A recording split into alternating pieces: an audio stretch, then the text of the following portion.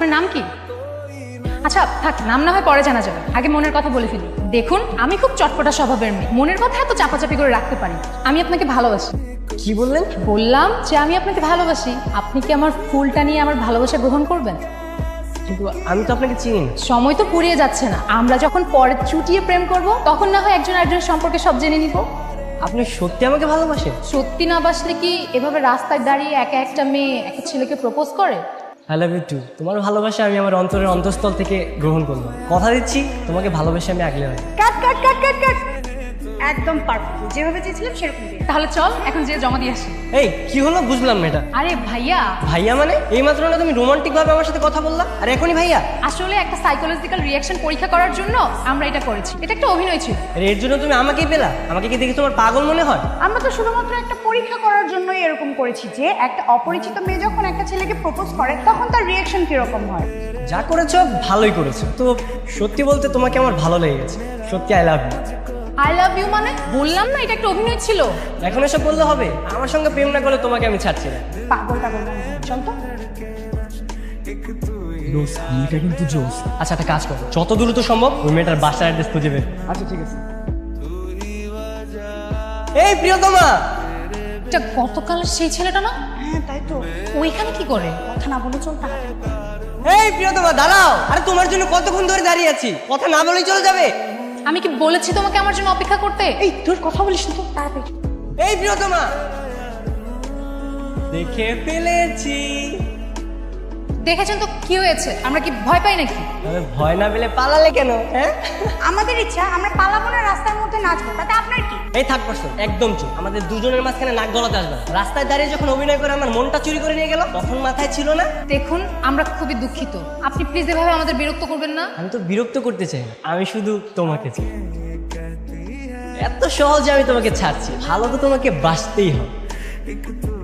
আসুন, কি সমস্যা হয়েছে বলেন তো? ফোন দিলে পাওয়া যায় না, কিছু না, 7 দিন হয়ে গেছে নেট নাই। এই যে তুমি তুমি আমার বাসা পর্যন্ত চলে আসছো, তোমার কত বড় সাহস! ভেবে বললে মানুষের সাহস একটু বেড়েই যায়। তুমি এক্ষুনি আমার বাসা থেকে বের হও, আমার বাবা মা চলে আসবে। তাহলে তুমি বলো কি বলবো? অভিনয় করে যেটা বলেছিলে।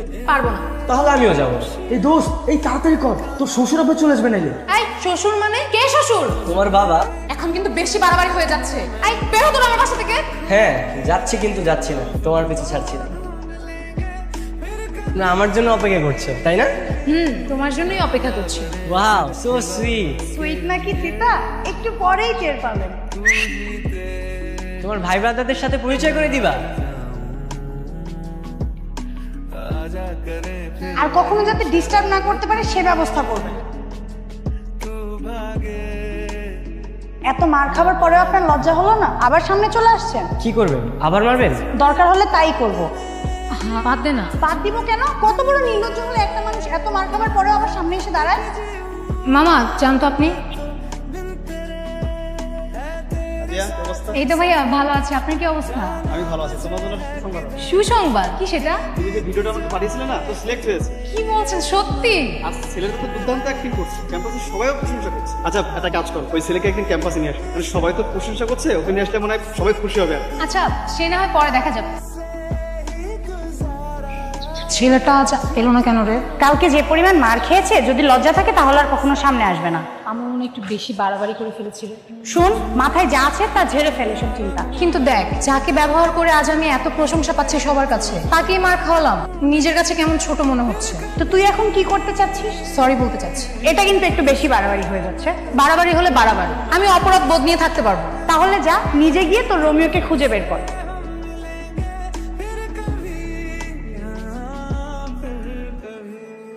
তোমার সাথে আমি যা করেছি তার জন্য ক্ষমা চাওয়ার মুখ নেই আমার। তবুও শুধু চাই আমাকে একটা সুযোগ দাও। কিসের সুযোগ? আমি তোমার কাছে বিরক্ত হতে চাই। তোমার মতো করে যদি বলি তাহলে শুধু তোমাকে চাই। ঠাট্টা করছো? ঠাট্টা করছি না, আমি যা বলছি সব মন থেকে বলছি। তো কি করতে হবে আমাকে? ভালোবাসতে হবে। ঠিক এতদিন যেভাবে ভালোবাসি ভালোবাসি বলে আমার পিছু নিয়েছো, সেভাবে আমাকে ধরে রাখতে হবে। এটাও তুমি একটা অভিনয় করছো তাই না?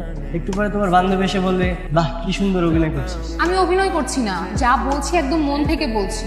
আচ্ছা কি করলে তুমি বিশ্বাস করবা বলো? আমাকে কি প্রমাণ দিতে হবে? তোমার কোনো প্রমাণ দিতে হবে না। তাহলে কি তুমি আমাকে ক্ষমা করে দিয়েছো? ভালোবাসার মানুষকে ক্ষমা করা যায়, শুধু অভিমান নয়। আমি যদি দুহাত বাড়িয়ে তোমার চোখে চোখ রেখে বলি আমি তোমাকে ভালোবাসি, শুধু তোমাকেই চাই, তাহলে কি তুমি আমাকে গ্রহণ করবে? তুমি আমার ভালোবাসা না, তোমাকে ফিরে দেওয়ার সাহস আমি কোথায় পাবো বলো? তাহলে বসে আছো কেন? হাতটা ধরো।